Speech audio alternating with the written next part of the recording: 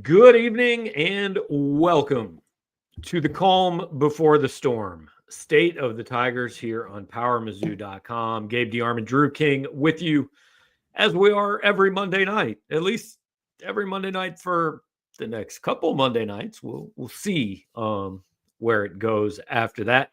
We're brought to you every Monday by James Carlton, State Farm Insurance. He's my insurance agent. He's Drew's insurance agent. You can find him at carltoninsurance.net. We like to back people that we know and that we trust. James does a great job for both of us, and you can get in touch with him, see if he can do something for you at 314-961-4800. You tell him you heard about him on Power Mizzou. He's going to donate $25 to the NIL efforts and go from there. Drew, what's going on, man? You rested up? Nope. Perfect. Me either. Slept like garbage last night. Had 8 million things to get done today. I told my wife it's like I've never prepared to leave town in 24 hours. I have no idea what I'm doing. Not at all. Yep. I have not packed yet. The column's not done. Basically, all I've done today is get a haircut. Like it's been pretty hectic past 24 hours for sure. I did a lot today, but I don't know that I'm ready. But appreciate all you guys that are here live with us. Comments, questions in the chat, whatever. We'll throw those up throughout the show. Here's where we want to start tonight. I was listening to Matt Norlander and Gary Parrish today on the CBS College Basketball Podcast, which I think is a great by far the best college basketball podcast. Thoroughly enjoy it. They do a good job. They know everything. They appear to both be big fans of Drake. From what I was hearing on Sunday night, people watching the post-selection shows, apparently everybody's picking Drake. Is anybody picking Missouri in this game except maybe the two people currently on your screen? Doesn't seem like it, Gabe. And I kind of said I expected that to happen last night after the selection show. I was like, I thought Drake was going to be this trendy upset pick. People were just going to focus on Mizzou winning 2 of their last 7 games. They're going to focus on Drake being 30-3. Everybody's in love with Ben McCollum, and understandably, like I think he's a good coach. But everybody is looking to be the smartest person in the room when they're filling out their bracket. And I think a lot of people think they can accomplish that by picking Drake over Missouri. The good news is I actually am the smartest person in the room. I mean, I am in a room alone, so there is not much competition. But at this point in time, but here's the thing: like there are upset picks that happen like this every year, right? And sometimes they turn out to be right, and sometimes like there's no science to it. It's just this is the one people have latched onto. But and I understand, like, hey, Missouri struggled a little bit down the stretch, but what's Missouri's record if they play Drake's schedule? Oh, great question. I would say probably 32-1, like in the 31-2, maybe. Yeah. Like I'm pretty sure they would beat Kansas State. I feel pretty confident in that. And then the only other team I could see really challenging Missouri is Vanderbilt, and that is a team that Mizzou lost to this year, and it would be on a neutral floor. But like 33-0 is very much on the table for Mizzou in that situation. Right, that's the point. So, and again, we want to. This is not me being disrespectful of Drake in any way. There's a lot of Drake disrespect in the country these days. We don't need any more. But this is genuinely me trying to figure out what am I missing, because I think the 6.5 point line is probably pretty good. Like, I don't think it should be a 15-point line. Don't get me wrong. Yeah. But I think the 6.5 point line makes sense. Ken Palm has it as a 6.5 point game. Like, I'm trying to figure out what I'm missing in assessing this. And I don't know if this is people that see something about Missouri that maybe we aren't seeing, or know something about Drake that we don't know? I think it's probably as simple as, wow, look, they've won a lot of games and Ben McCollum is doing a good job. But I mean, here were the 3 losses. Illinois, Chicago. Illinois, Chicago finished this season 17-14 in the Missouri Valley Conference. KenPom 159. Murray State. Murray State finished this season. Apparently, Murray State's in the Missouri Valley Conference. I thought they were still in the Ohio Valley Conference, but they finished this season 16-17. KenPom 142. Bradley was the best team that beat Drake. They finished this season. They were pretty good. They were 26-8, but KenPom is 95. And those are the 3 losses. I mean, Missouri. This would be Missouri's worst loss of the season if they lose. That's all there is to it. Yes, this is going to count as a quad 2 game. I know we don't really care about quads anymore, right, but this would be a quad 2 game if it was in the regular season. And Missouri hasn't lost any of those, and they didn't lose any of those up until Princeton last year. So, if they lose this game, it's going to take something that we really haven't seen from Mizzou. And it would be like just a complete collapse. I could not get that out. I think collapse is a little bit strong, but it would certainly be a big disappointment because the counter argument to what you're saying is we haven't seen this from Mizzou is, well, we saw it 2 years ago against Princeton. Now I understand these are not the same players, right? Completely different roster. I think Aiden Shaw may be the only guy that was on both teams. Is that accurate? Yes, that is accurate. Yeah. So, that doesn't really matter. But that is, I already can hear Missouri fans saying, we just saw it. Gates already did it. So, here's how they lost to Princeton. First of all, Princeton played very well. So, it is going to take Drake playing very well. Second of all, Kobe Brown and Demoy Hodge were flat bad in that game. So, yes, if Mark Mitchell and Tamar Bates and Caleb Grill are bad in this game, yes, Missouri can lose, but that's the point. That's what it takes. It takes Missouri being bad for Drake to win this game. Well, if Missouri is good, Drake can't win this game. Well, and that's why I say I think it would take a collapse because we haven't necessarily seen Mark Mitchell and Caleb Grill and Tamar Bates all have a bad night against this caliber of a team, right? We've seen it against Texas, we've seen it against Tennessee, but we really haven't seen it against anyone else, right? So I think that it would take an F game out of Mizzou to lose this game.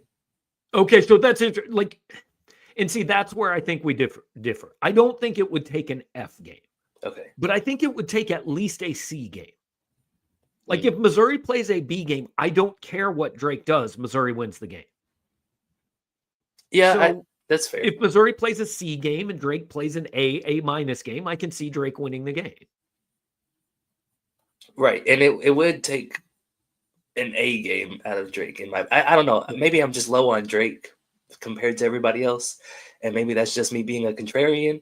But I just don't see a whole lot of paths to victory for the Bulldogs. Right.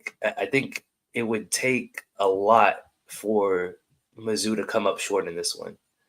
So here is, I just looked back at the box score of that Princeton game. So other than Tosan, I can't remember how to pronounce his last name anymore. Uoma. Being a pro and being a very good player. Other than Ryan Langborg, summoning the game of his life, right, and scoring 22 points. Here's what happened in that game. Kobe Brown had 12 points on 3 of 8 shooting, a total of 5 rebounds and 4 fouls. Demoy Hodge played 31 minutes and went 1 for 6 from the floor for 2 points.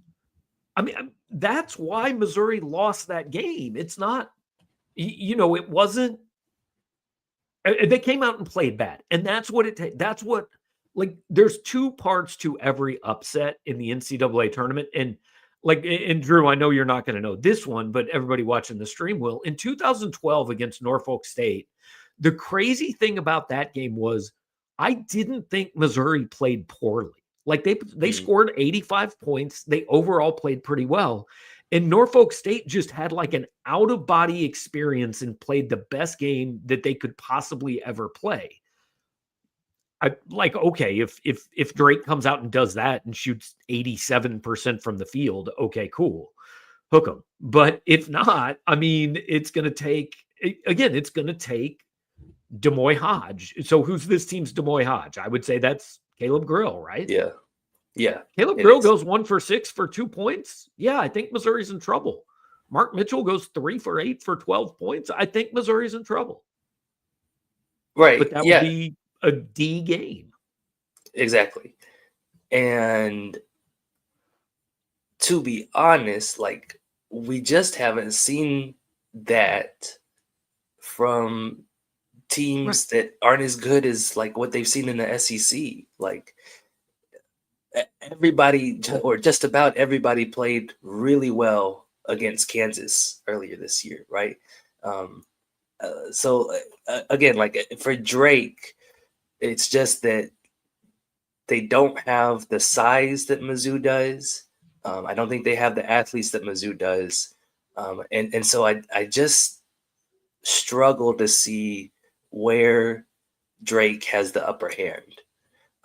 Now, as Andrew Kessel points out in the comments, the DKF factor is involved, right? And it is March. Crazy stuff might happen. But that's kind of where I'm at with it. Here's where I see the possible danger in this game. If we see a bunch of Missouri possessions that the shot clock has 12 seconds left and the ball hasn't gone inside the 3-point line, like they're just swinging the ball around the perimeter and jacking up 22-foot shots. Now, sometimes Missouri can make those, right? And if they make them, cool. But like that's what I'll look for in the first 6-8 minutes is, hey, is Drake doing this thing to Missouri that Missouri doesn't really know how to attack? I want to highlight a couple of the comments in the chat. Luther Burden, the GOAT, says, if it's a tie game left with 5 minutes left, we lose. And that's where, like, I remember that Norfolk State game. I told the guy that was sitting next to me with 8 minutes left, I said, Missouri's going to lose. Because the later it gets in these tournament games, the more it becomes a road game. And the tight, like we saw it at Princeton, Drew, like every possession it was, I mean, the sphincter was clinching a little bit more every time Missouri didn't score. Yeah, and I think when you are the higher seed like that, or you're going against a double-digit seed especially, and you've got fans in the building who are just basketball fans, they're just neutral parties, they're there to hang out. They're rooting for the underdog. Yeah, we all want the upset. So you're right. As like the score remains close and the deeper it gets into the game, like the pressure is on Missouri, not Drake in that situation. And Missouri has been Missouri can end this game at the under 12 timeout in the first half. Yeah. Because if they come out and blitz them the way they did Arkansas, the way they did Kansas, the way they did Florida, this game's over. Like if Missouri's up 19-4 in this game is over. Well, and especially with Drake too, they kind of remind me of Wyoming football, where like if they get a lead, it's a scarring one for Missouri fans too. Oh, I'm sorry. Go ahead. Obviously, like they're a ball control type of team, right? So if they get a lead, it's really hard to get it back from them. But if you get out in front of them, like they have a hard time playing up to your speed. So I think that getting out to a big start is probably pretty important for Mizzou. I wonder how many people just turned the stream off when that Norfolk State picture flashed on the screen. A couple other ones. Aaron Stevens says, and I think this is right. Aaron Stevens says it's going to take Drake holding Mizzou to under 70 to win. So I asked, I did a interview today that it'll post on our YouTube channel tomorrow with basically Drake's like in-game hype man or whatever, the guy that does the in arena coverage on the video board during games. And he agreed, like, if Missouri gets to 70, Drake can't win this game. Like that's kind of the magic number where that game has to be in the 60s for Drake to win. And I'll ask you the same thing I asked him, and I won't tell you his answer before you answer. What is more likely, that Drake wins an 80-75 game or that Missouri wins a 65-60 game? That's a really good question. I would say it's more likely that I'll say Mizzou wins like the 65-60 game, I think. That was his answer too, because he basically said, look, Drake's not going to score 80. Drake's not winning a game that's in the 80s. Yeah. If that's the game, it's Missouri's game. And again, like, I think not that we think it's likely Missouri wins 65-60. Like, that's the game Drake wants, but it's more likely that they do that than that Drake wins in the 80s. Yeah, and like Mizzou's been really competitive in some of the low scoring matchups, right? Like you lost to Texas A&M by 3 points, 67-64. Didn't play well at Texas, but only lost by single digits there, 61-53. So and like, here's the other thing, Gabe, is Mizzou's been held under 70 points three times all season. So it would take a masterclass out of Drake to hold them below that number this time. Right. And I understand Drake plays slow. Like that's the whole deal. It's not that Drake is great on defense. It's that they just never give you the ball, right? Yeah. Like, they're fine on defense, but I don't know. I think their defensive efficiency rating was like 56, 46, something like that. Let me pull it up. Here it goes. It is 46. Yeah, so like it's fine. Top 50. Missouri has played much better defenses this year. It's not that they are like suffocating. It's that rather than getting the ball 76 times, you're going to get the ball 61 times, and so you have to be that much more like, if you get the ball 75 times, like, and you average 1.1 points per possession, you're in the 80s. You average 1.1 at 61, you're sitting at 69 points. Yeah. And that's tough to win. The other one I wanted to highlight in there, because I think this is a kind of a good question. It was up, Billy. I don't know. You might have to scroll to find it a little bit. Somebody was okay. Let's answer Andrew's question first, and then we'll go back to the question about Drake compared to South Carolina, so you can find that, Billy. Which is higher, Caleb Grill's made threes or Ant Robinson fouls? I'm going to say Ant Robinson fouls. I'm sorry. If Caleb Grill's threes is higher, Missouri wins this game with like going away. Easily. Right? Yeah. But I think Ant is going to get to 4 fouls just about every game. And Caleb does not get to 4 3-pointers every game. If he gets 1 foul, I sit him down. And not like for the whole half or anything. Yeah. But I don't care if it's 9 seconds in. If he gets a foul, I sit him down, because I've never seen anything as guaranteed as when Ant Robinson gets 1 foul, he's getting 2. He's getting the next one immediately. Oh, yeah, like 25 seconds later. Okay, so Joseph says Drake is so different from SEC schools. Can we play him well? And I actually, it's kind of the opposite though, right? Like Larry had said, here it is. If Drake was in the SEC, they finished behind South Carolina. Do you agree with that? Yeah, I do. Really? Yeah. So you think they're like the 17th place team in the SEC? I do. Yeah. I mean, like South Carolina's got Colin Murray Boyles. Yeah, that's true. Like, that's true.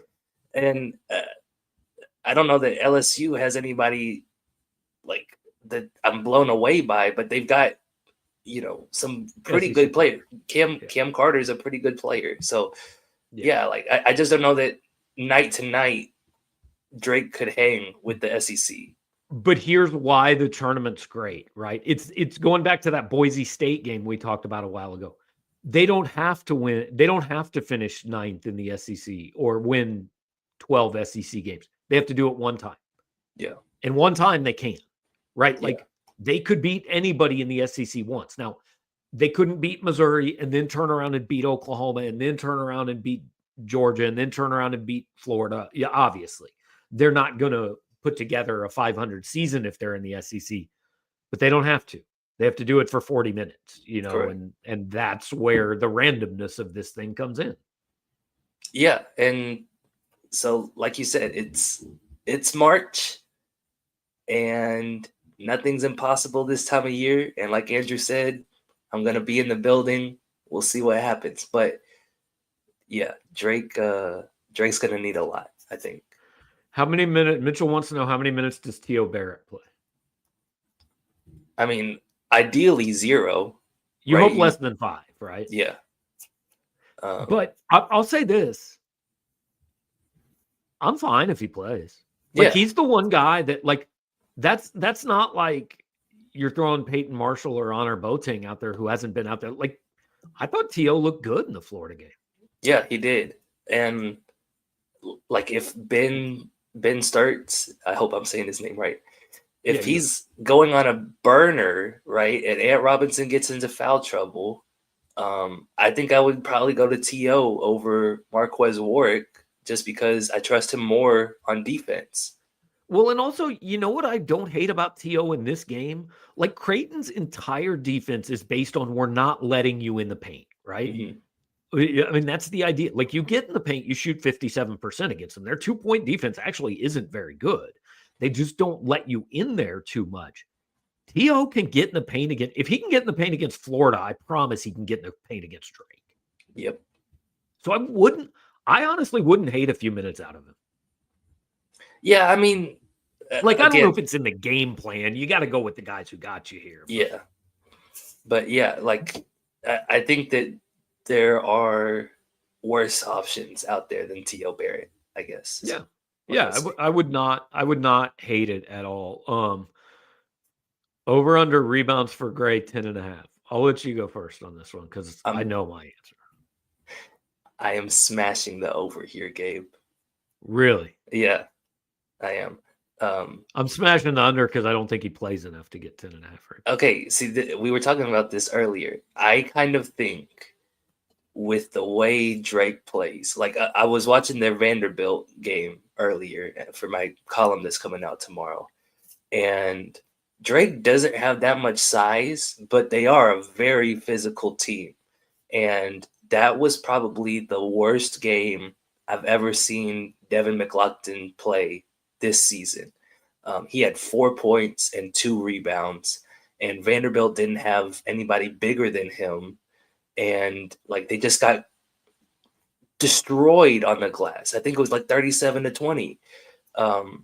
So I think having somebody who is going to be 4 inches taller than anyone else on Drake's roster, who makes it his mission to finish off defensive possessions by going to get the rebound, I think that Josh Gray could be a huge factor for Mizzou in this one. What are the chances that that they're so focused on Mitchell and everything else that like we get the Josh Gray double game on Thursday? Let's make it happen. I'm down for it. You're there for that, huh? Yeah. Well, you guys think Shaw gets hold on. Before we move on, tell me why you're going under. Because I'm just not sure how many minutes he plays. Like, I don't know if you need to play him for 24 minutes in this game. Like, I think maybe you can be okay with like Mitchell, Pierce, Robinson, Perkins Grill, or Robinson Bates Grill, or whatever. I don't know that you need, if they don't have anybody over 6'8", I don't know that you need this 7-footer, I guess is my point. Okay. Now, if Trent Pierce goes out there and he's just kind of, patsying around the 3-point line and doesn't seem particularly interested in getting a rebound, then yeah, they're going to put Josh Gray in. I'm just saying, Josh Gray hit his season high in rebounds against Mississippi State less than a week ago. So yeah. I think he did 12 and 21 minutes. I think he could realistically get to like 17 in this game if they let him play. That's fair. All right, Tucker wants to know, do you think Shaw gets some minutes? Here's what the SEC tournament showed me. Aiden did a hell of a job in the Mississippi State game, giving them minutes when they had to have them, right? Mm-hmm. Without Mark Mitchell, I think he played 2 minutes against Florida. Like, Dennis saw him for 2 minutes and said, nope, this ain't the night, and he didn't come back. Yeah, I think Aiden's kind of a break in case of emergency type of player where, like, if Trent Pierce isn't the guy, like, Aiden's the next man up. And we'll see if Trent Pierce has it. And I think they got to make that decision quick. But Jacob Cruz is the next man up after Trent Pierce. Right. Like, I'm talking about Aiden's like the third guy. Yes, that's what I mean. Is if Trent Pierce is moving out of the rotation, then Jacob Cruz is going to move up a spot, and then Aiden Shaw's backfilling in the third spot. That makes sense. I mean, short answer to that question is I would be surprised by it. Like, I get that you got here by playing everybody and having everybody ready. And don't get me wrong, if you get in a situation where, hey, something weird happens and you do have to turn to that guy, but like this game, to me, it needs to be won or lost with Perkins, Bates, Robinson, Grill, Gray, Mitchell, Pierce. Who am I? Cruz, I guess. I mean, that's your 8-man rotation, right? Like it or not, that's your 8-man rotation. Correct. And I'd rather ride those guys than go, hey, what if we see if tonight's Honor Boateng's night? Yeah. Peyton Marshall's night. Like it's fine in a December game. It's honestly even fine in a February game. It's not fine now. You don't just get to throw random. You and I cannot be looking at each other on press row going, what in the is going on with this lineup? Not in the NCAA tournament, man. Yeah, I agree. So that's why I'm saying guys like T.O., guys like Aiden Shaw, ideally you don't play them that much, right? Or if you do, it's because the game's been put away early on, and Dennis wants to reward those guys by getting them some playing time in the NCAA tournament. Yeah. Over under 8.5 threes for Missouri. So this is a good question. What's their season average? Do we know? I mean, I'll find it out while you're answering. I can't think off the top of my head. I know that the 3 teams that Drake lost to, they each had 7 threes. They made 7 threes, and they shot over 40% from beyond the arc. So I think Mizzou going over 8.5 threes would probably seal a win for them. And I think 3-point percentage was also like the Achilles heel for Kansas State and Vanderbilt. Like Kansas State missed their first 7 3-pointers against Drake. So I'll go under here, or sorry, over. I think that Mizzou's got the guys who can make Drake pay for playing that pack line defense. But if it is under, like, that's where Missouri might run into trouble. I just looked up Missouri's season average for 3-pointers made a game. Just take a guess. What do you think? 8.5. 8.8. Okay. So, yeah, if Missouri's over the season average, if it's at the, I'll say 8 threes wins Missouri this game. Yeah. Well, but what if it's like 8 of 34? Like it's more about the percentage that, because like this team has shown a couple times, and especially against this defense, again, that's what works. Like you can't just sit out there and jack it. The ball has to go inside. It doesn't have to stay here. Like you can take 34 threes, but it has to come off a pass to Mark Mitchell. Like Mark has to touch the ball on most possessions. Yeah. And I'll say this, watching Drake today, like they do a pretty good job of deflecting those kick out passes to the shooters, right? So that's something that Mizzou's got to be a little bit wary of, is just they know that the kickouts are coming. So, and Mark's had some games where he puts up 5 turnovers, and in March, those are going to be really costly if he has them. So that's something that Mizzou's got to be careful with for sure. I feel like Mark's turnovers come less when he's trying to pass than when he's like, screw it, I got the ball here, I'm going up. Yeah. And like sometimes he finds himself 1-on-3. Do you keep Ant out of the starting lineup like Grill to let him see the flow of the game? I mean, you can't bring your whole team off the bench. No. No, I would not bring him off the bench. But again, I would. You treat his first foul like a second one. Yep. I agree because with that. it's not. I don't think it's a flow of the game thing. I think it's an emotions thing. Like, I think he gets pissed off and he can't rein it in. And then he goes his second, especially when the first foul is questionable, like against Mississippi State. That was a pretty questionable call. Like Josh Hubbard kind of pulled Ant down on him, right? Yeah. And but so you then knew. literally 29 seconds later, Ant is pissed off and picks up a foul that was clearly a foul 35 feet from the basket. And that's the one you can't do. I'm sorry. Yeah. It wasn't 35 feet. It was like 16 feet on the baseline, but it was clearly a foul and it was a dumb one. Yeah. And it's one that, like, if you just picked up your first one, like, you have to do whatever you can to avoid it, right? But he does the opposite. Yeah. It's like he thinks the next one will erase the first one. That's tough. What if it did work that way? Here's the other thing. Do over. Right. Here's the other thing I'll say, though, is Tony Perkins has been really good the last 2 games. So I do think there is something to the fact where, like, if Ant's off the floor, Tony has the ball in his hands more. He's been more aggressive driving to the rim. I think that Mizzou is a better position to survive with Ant off the floor. So I'm not saying Ant should come off the bench, but kind of like you said, if he gets that first foul, I'm with you. Like, take him out, let Tony move to the point guard spot, and kind of go from there, and preserve what you can get out of Ant for the night. No question. I see a couple other Tucker's asking in the chat if Mitchell goes for 20 and 10. Like, it wouldn't surprise me at all. That's kind of that's kind of what I'm targeting.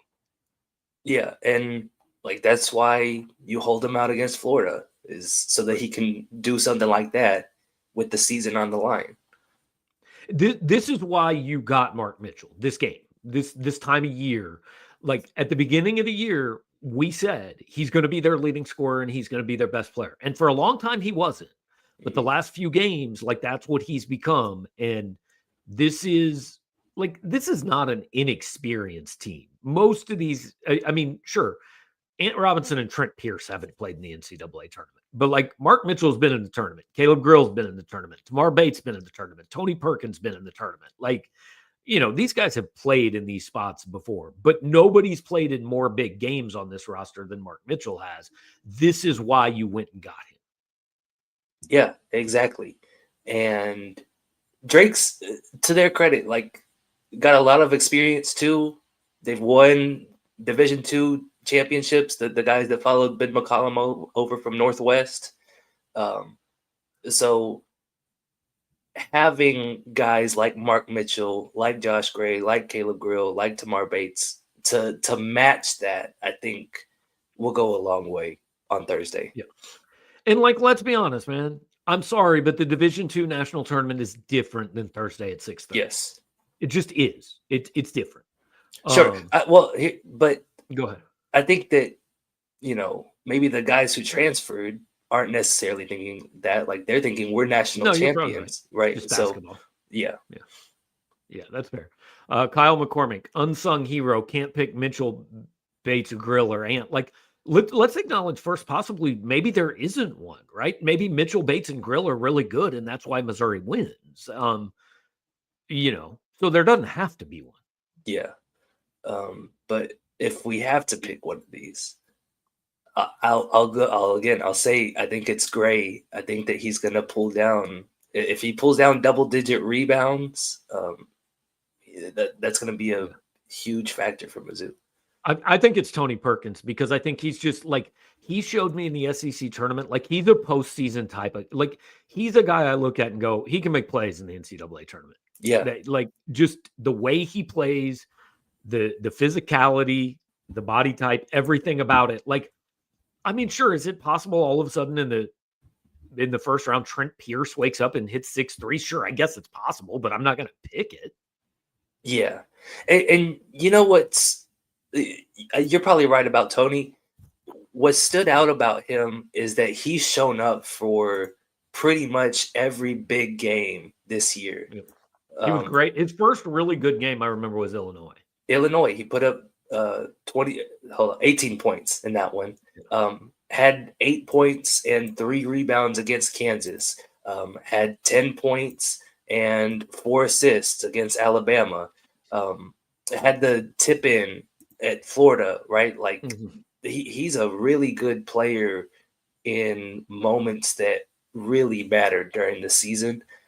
And we've seen it in like just this past week at the SEC tournament. Like he's becoming a lot more aggressive. He really wants to make something out of this last season for him. So yeah, I could see it being Tony for sure. Well, and I think, and don't get me wrong, I'm sure that Drake has a lot of guys like this too. But, you know, Caleb Grill, Tony Perkins, Tamar Bates, Josh Gray, these guys all know every game now could be the last game they ever play, right? Yeah. I mean, maybe not ever. Maybe they'll go play pro. College game at least, though. College game, though, yeah. All right, I like this one from Joshua. Would Gabe full court press in this game? Like, I wouldn't hate it. Yeah. And here's why I wouldn't hate it. I don't care if you give up a couple of easy layups, right? Like the point of that is get Drake going faster. And if they do get a couple of easy layups, all of a sudden they think, oh, wait, we can do this. And then by the time they realize they're playing your pace, it's too late. Yeah, I could see an argument for that. I think at the very least, like Ant Robinson's going to pick up 94 feet and put some pressure on the ball. Cool, because he definitely won't foul. So no. Well, but that's the give and take. That's the guy that's going to do it, though. I get it. Yeah. Yeah. But yeah, no, like, but I wouldn't hate it. So the one risk there, I would say, is A, like we said, like Ant Robinson might run into foul trouble, but B, like Ben Sturts is a pretty good point guard. And I don't know that he's going to get sped up all that much. I think that they've been playing this specific style long enough that they've probably encountered a full court press or two before. Now, maybe not against a team like Missouri. Not with the athletes Missouri has, because they haven't played anybody with those athletes. Right. But they've probably prepared for some defenses to come and press them, and they've still kind of maintained this snail's pace throughout the year. Okay, but so let's say that's the case. So what harm is there in pressing? You press them and they still go slow. It doesn't matter. It didn't hurt you. Yeah. Yeah. I mean, I'm not saying you do it for 40 minutes, but I'd kind of like to see it for a few possessions early and just see what it does. Now, the thing is that people need to understand. I remember Mike Anderson used to say this all the time. If you're going to press, you got to make shots. Like you can't press off a shot, you know. So if you're going to press, that means you got to score.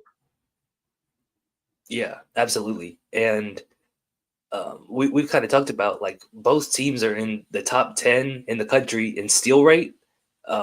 So like if you're pressing and you're getting those turnovers, you got to cash in on them.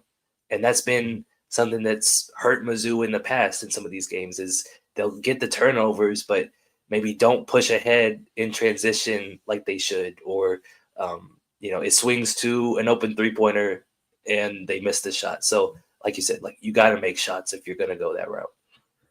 All right. So like we've talked a lot about this game. We're going to talk a lot more about this game. It's wild. We still got almost 72 hours till tip off, which is kind of crazy. I mean, the selection show only ended 26 hours ago. So, but we want to talk a little bit about kind of the rest of the West region, which is where Missouri is. The tournament got confusing when the first and second round sites didn't automatically get, go somewhere else. Like there's still people who are my age who don't understand that, like, Houston and whoever they play are playing at the same site as Missouri and Texas Tech, but Missouri and Texas Tech are never going to play those teams unless they reach the national title game. So it's a little bit confusing. But look at that bottom part of the bracket. I hadn't thought about this until somebody brought it up earlier today. In Providence, Rhode Island on Thursday, you have Bill Self, John Calipari and Rick Pitino all coaching. Like, it's a lot of damn wins, man. Yeah. And two of them are going to meet in the second round. I want to know, like, what kind of whiskey each of them are going to be drinking ahead of the game. Like, because, like, these are some Hall of Fame coaching showdowns that are going to come up. Yeah. Yeah, that's a really interesting angle that you pointed out. If Pitino takes St. John's to a Final Four, I legitimately think he's the best coach in the history of college basketball. Whew. Because here's why. He did it at Providence. Yeah. He did it at Louisville. He did it at Kentucky. He frankly kind of did it at Iona. St. John's was great when I was growing up. They haven't won a Big East title in 33 years, and he did it this year. So he does it literally everywhere. Cool. Bill Self did it at Kansas. Cool. Roy Williams did it at Kansas and North Carolina. Honestly, Mike Krzyzewski did it at Duke. Like, Wooden did it. I mean, UCLA. Wooden was the original NIL man. So like, I don't think he would be labeled that, but I think you could make a legitimate argument if he does this with St. John's. Like, I think he's the greatest coach in the history of college basketball. I would hear you out. Slimy dude. Don't love him, but yeah. I mean, for the longest time, my joke with all my friends was anytime there was a head coaching opening, I'd say, "Hear me out. Rick Pitino's at Iona," right? Yeah. Well, and like, it's not really a joke anymore. Like, more people should have been looking at him.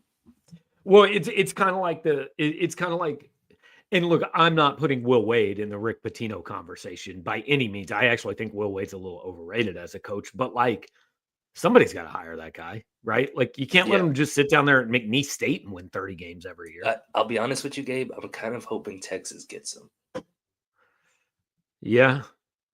And I know that he's kind of the. Or last I read. What if Texas wins 2 games? Okay, well then they're keeping Rodney Terry, and we can kick this conversation down the road. But like, we're going back to the Kevin Keats argument, right? Like, they were going to fire Kevin Keats, and then he goes to a Final Four, and they give him more money, and they fire him a year later. Fire him last year. You knew you were going to fire him. No, that was dumb. I didn't think they should have fired Kevin Keats after the Final Four run. Only 2 before the Final Four, so 6 games saves his job. Or really 4 games saves his job. I mean, I get it. I'm just saying, when you know. Yes. So like, Rodney Terry making the round of 32 can't save his job. I mean, it will though. Well, then that's stupid.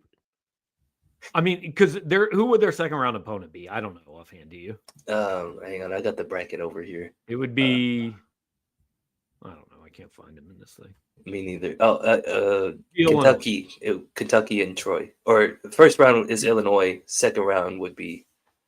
Right. I mean, they got to beat San Diego State first. So like, beating San Diego State and Illinois, Xavier. Really, that's gonna, or Xavier and Illinois, that's gonna save somebody's job. Yeah, I mean, that's all people care about. That's stupid.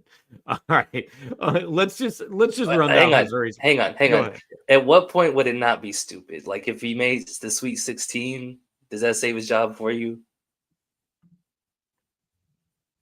I mean, I've always been of the opinion, if you're talking about he has to win this game to save his job, you should already have fired him. Like, it should never come down to, well, if he wins, he can say no, because then, like, there's different, like, you can play like shit and win. You can have a terrible game plan and win. You can't determine it on that. If Chris Del Conte has already decided Rodney Terry's a bad coach, he should fire him if he wins the national title. Okay, now we're getting carried away. Come on now. No, I'm 100% serious. If he thinks he's not the guy, he should fire him no matter what. You're making this seem like the NCAA tournament has no weight whatsoever. No. Yes, you just said if he wins the title, he shouldn't come back. Look, so like, what is he coaching for? Okay, here's my point. here's my point. If Texas had been in the NIT, like if the selection committee met and said, no, Texas in 1915 is not good enough, Texas is going to the NIT, are they firing Rodney Terry? Yes. Cool. I've had a year and 34 games. I don't care what happens in the next 6 games. I've made my decision. That's dumb because the 19 and 15, no, right. like those games are in preparation for this tournament, Gabe. Which you are literally only playing because 12 random dudes in suits led by a guy who lobbied for his own team to get in decided, like, if it had been 12 other guys, Rodney Terry would not be the coach today.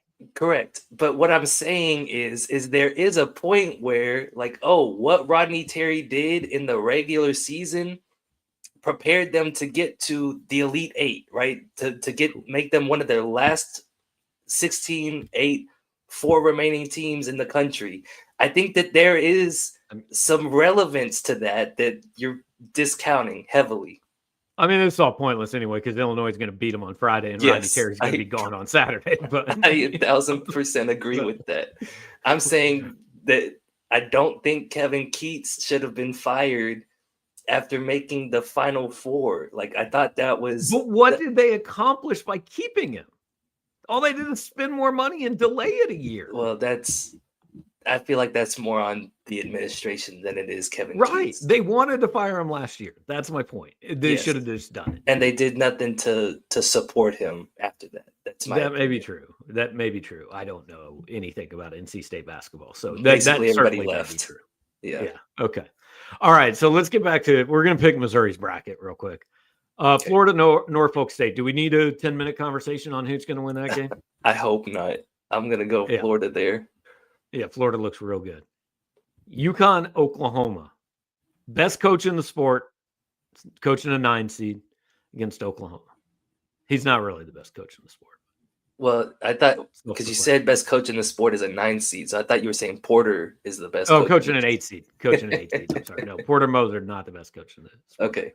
I think that even seeing Oklahoma with my own eyes, I think that UConn probably gets it done there. I think there are 3 SEC teams in this tournament who you're going to watch play and go, oh, well, they were happy just to show up here. Mm-hmm. And I think Oklahoma's one of them. I think Georgia and Vandy are the other 2. Like, nice step. Way to go. You made it. And I think I just don't trust them to do anything in this tournament. And I hate saying that because, like, I really like watching Vandy play. I think they got some guys. I think Mark Byington's going to do really well there. I just think this year is hey, they've climbed the mountain already, and I don't know if they have another one left. All right, we scroll down. So we both got Florida and UConn. Yep. UConn can't beat Florida, can they? I'm going to say no. No, Florida's too good. They can, but they won't. Yeah. Is what I mean, like, I think if this was any other jersey, any other name on their jersey, we probably would have given up on them. We keep waiting to see UConn and Kansas turn into UConn and Kansas, and I think just neither one of them's going to this year. Yeah. All right, next one's Memphis, Colorado State. I'll just tell you, this is my 12-5. Give me Nico Medved in this all day. I don't hate it, and I do think Memphis got overseeded at number 5, but I'll stick with chalk here. I think that Penny has kind of been waiting for this moment where he's not the 8-9 seed. He doesn't have to face a number 1 seed in the second round. So I think he's going to try to make a real push to get to the Sweet 16 this year. Okay. So you've got Nico Medved being the Minnesota coach on Saturday. I've got him getting another $1 million and waiting a couple days. I mean, but if yeah, okay. They have to. Yeah. Right? I'm sorry, say that again. I think they have to hire him. He's from Minnesota. He's like, his name has come up for 4 or 5 years now. I can't believe Freeway Jared's going to be banned. Thank you, Jared. Siding with you. That's pure bribery, Jared. I was all right. So I've got Colorado State moving on. You've got Memphis. Maryland, there you go. Colorado State favored in that game as a 12 seed. That's interesting. The predictive metrics apparently hate Memphis. I don't really know why. Maryland, Grand Canyon. I watched Maryland play 4 minutes, which is 4 minutes more than I've seen Grand Canyon play. That's also 4 minutes more than I've watched Maryland this year. Yeah, I don't have a lot of analysis here. I'll go Grand Canyon just because usually they're a pretty good mid-major team. Okay. The spread is 10.5 though, so that might be dumb on my part. I'm going Maryland for having the best nickname in college basketball. The Terps? No, the Crab Five. Oh, that's what they call their starter. They have 5 starters that play like 30 minutes a game, and they call them the Crab Five. I mean, as far as so that alone puts them these in my teams, Sweet 16. Yeah. That's my tournament analysis. So good enough. Maryland beats Grand Canyon. Maryland beats Colorado State. That's my call. You got Memphis in the Sweet 16? I think I do. Okay. All right. Now we move to Missouri's side of the bracket. We're both picking Missouri. We established that. Yep. Both obviously picking Kevin Keatts' former job, the UNC Wilmington Seahawks. They're clearly going to beat Texas Tech, right? I'll go Tech here. Yeah, I'll go Tech. Like there has to be some holy shit moment out of nowhere in this tournament, but I don't think that's it. No. All right, so we got Missouri and Tech in round 2. Hypothetically, we're not going to break down that game and talk about it because we will have all kinds of time to do it if it does indeed occur. All right, let's skip down to the bottom one. Like Omaha is kind of a cool story, but St. John's beats Omaha, right? They should easily. Yeah. All right, man. Left it for last. The old evil empire or the new evil empire?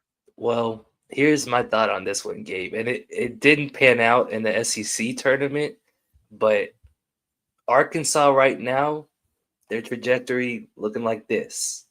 Mm-hmm. Kansas trajectory right now, looking like this.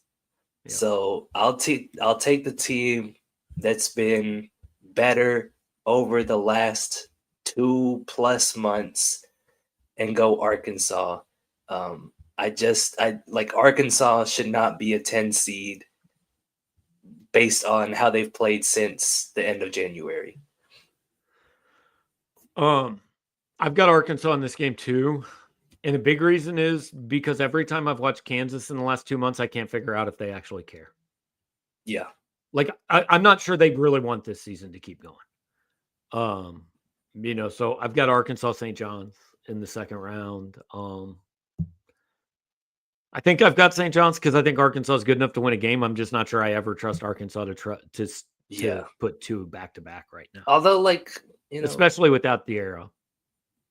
How many times have we seen John Calipari be the underdog in March? I'm kind of curious to see. I would assume almost never. Yeah. So that's something that like pre-Marcus Camby. Yeah. What a name drop. But so I think that there's something to like Arkansas buying into I think John Calipari had the quote, "They were ready to bury us. They just didn't put the nails in the coffin," something like that. Yeah. I think they've really bought into it. Like everybody quit on us. And so I wouldn't completely rule out Arkansas pulling off the upset. I don't know that I would pick it, but I think it's probably closer than people think. Okay. The Marcus Camby thing just made me think of something. Sometime this offseason, we're going to do a show where all it is me naming random old college basketball players and asking if you know who they are or have heard of them. So we could make it a quiz where do I know what school they went to? Because I do know a lot of mid-2000s NBA players, but I might not know what college they came out of. Okay, yes. Do you know where he went to school? No idea. Massachusetts. He was on John Calipari's first Final Four team, which he was also NCAA now says did not exist. He was also the starting power forward for the Houston Rockets. That's how I remember him. I could not have told you that for any amount of money, but good deal. All right, so let's finish this up with just random tournament stuff because it's fun. Give me, do you have give me a team in the Sweet 16 that nobody's talking about. Give me a pick. I don't care if it's a double-digit seed. I don't care, whatever. But who do you have? Well, I had Memphis. I don't know if that probably shouldn't count. I mean, they are an underdog in round one. Yeah. You know what? I'll go Arkansas. I really will, because like I said, just all the underdog mentality stuff. I think that out of the double digit seeds, they're probably the best, because they've been sunken so low by that 5-game losing streak to start SEC play. I really think they should be something like a 6 seed, but their record doesn't show that. So that's kind of where I'm at with them. All right, I'll give you the one I picked. It's not a double digit seed, but I said 2 weeks ago the team I don't want to see in the NCAA tournament is BYU. I've got BYU beating Alabama to go to the Elite Eight. Like, I just love watching them play. It's based on nothing more than that. Like, I just love watching them play, and I want to watch them play as long as I can. And then the ones I didn't pick, but like in the South region, I think there's a chance, and I saw Yingling Mike post it, like there's a chance UC San Diego is playing Yale in the second round, because I picked Yale to beat A&M.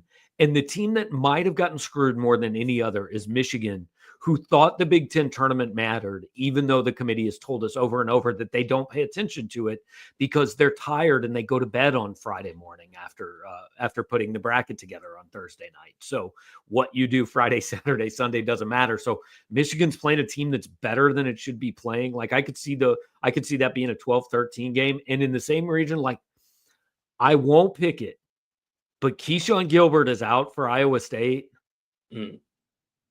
And if you want a what in the hell just happened game, Lipscomb could beat them. Okay.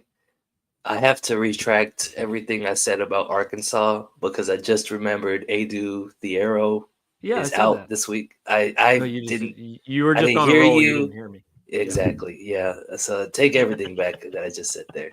All right, Kansas to the Sweet 16 now. Yeah. All right. How about Luther Burden the GOAT? He agrees with me.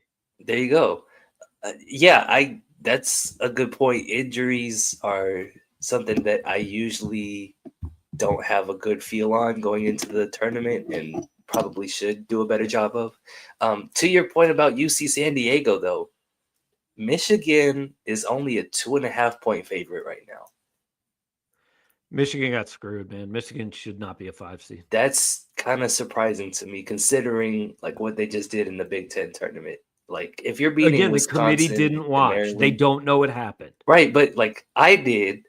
Did the odds makers, like, did these handicappers watch the Big Ten? Like, they beat Maryland, they beat Wisconsin. You're only thinking they're gonna beat UC San Diego by 2.5 points. That's really interesting to me. Here's a question that I brought up on the board, Gabe, that we can talk about. Obviously, 14 SEC teams made it to the tournament. I put the line at 8.5, moving on to the second round. Are you going over or under there? I took the under. I went 8. And I went 8 because I've got Texas A&M getting upset. Okay. I've got obviously Auburn, Duke, Tennessee, Florida. You're throwing Duke in the SEC. I'm just throwing random teams out. Auburn, Alabama, Florida, Tennessee, Kentucky, all winning. I've got Ole Miss winning. I've got Missouri winning. I've got, I don't know, somebody else winning. I don't know who.